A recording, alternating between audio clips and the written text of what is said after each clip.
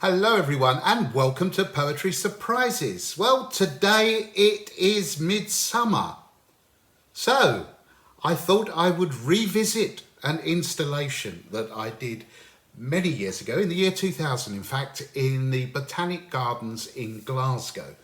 And it was a midsummer installation because it created in the grounds of the garden a mirror image of the constellation of Lyra, the harp.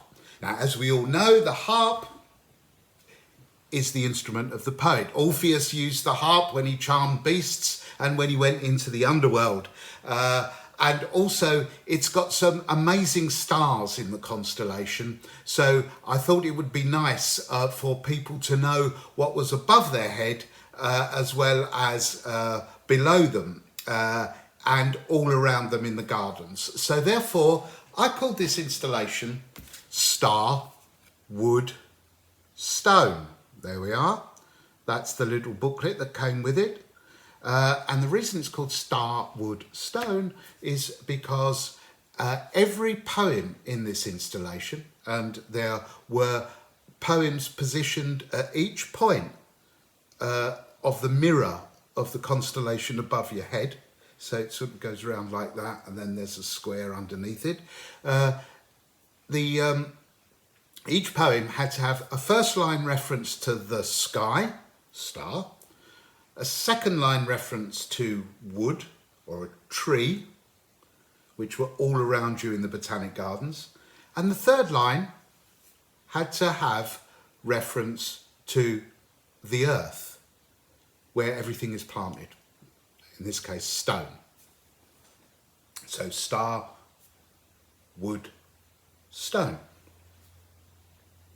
Now, you may already have picked up that the three-line format is also the format for the Japanese haiku. And indeed, these poems are short. They're not haiku, but they are short. There's an example of two of them, for example. So they're quite similar to haiku, but we're going to do haiku in a series of poetry surprises at another time, so I won't go into too much detail there. Let me just read a couple to you so that the brightest star is called Vega, which I think comes from the Arabic for vulture. Here is the poem for Vega.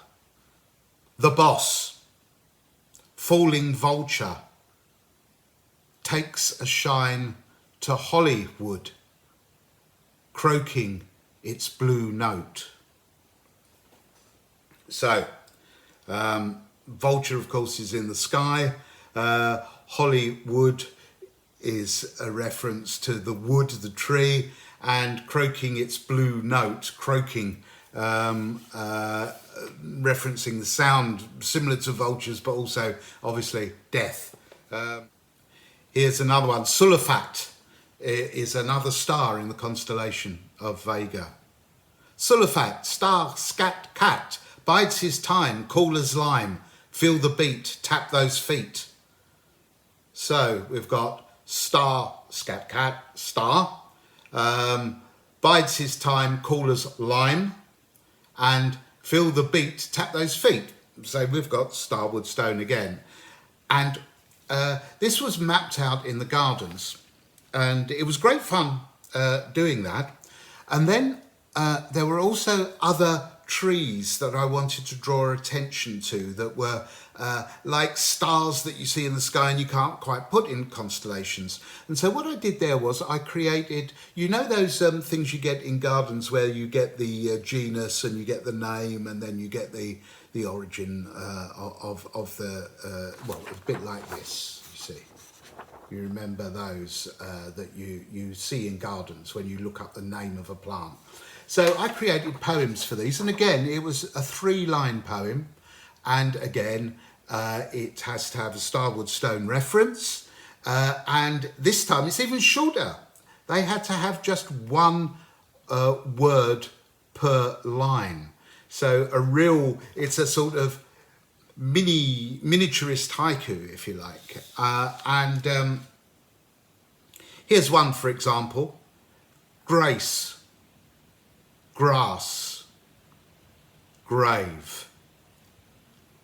Grace, of course, comes from heaven. Grass is all around us. It's in the gardens, and grave is in the earth.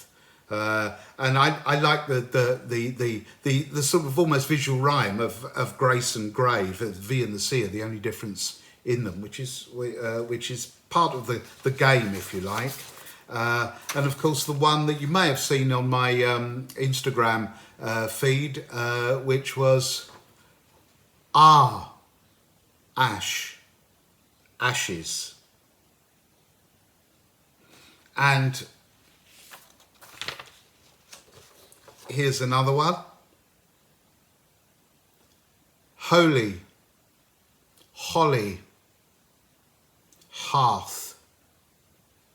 Now there's holy, heaven, of course, holly, the tree, and hearth, the fire, but also containing the word earth in it. And you may notice that these also have to alliterate. They have to start with the same letter at each line. So the Botanic Gardens in 2000 at midsummer were crowded with all these crazy poems in shapes that people could follow and navigate around.